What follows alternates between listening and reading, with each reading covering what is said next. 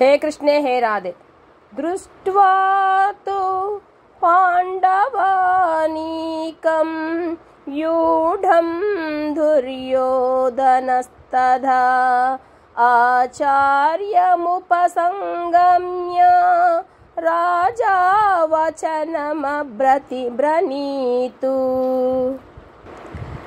సంజయుడు పలికెను, ఓ రాజా, పాండుతనయులచే వ్యూహముగా ఏర్పాటు చేయబడిన సైన్యమును గాంచిన పిమ్మట దుర్యోధనుడు తన గురువు చెంతకు చేరి ఈ క్రింది విధముగా పలికెను.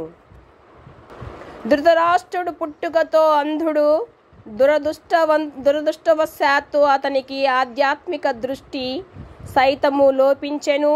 ధర్మ విషయములను తన పుత్రులు తనతో సమానముగా అందులని అతడు ఎరిగియుండెను. పుట్టుక నుండియు ధర్మజ్ఞులైన పాండవులతో వారు ఒక వడంబడికకు రాలేరని అతడు నిశ్చయముగా తెలిసియుండెను.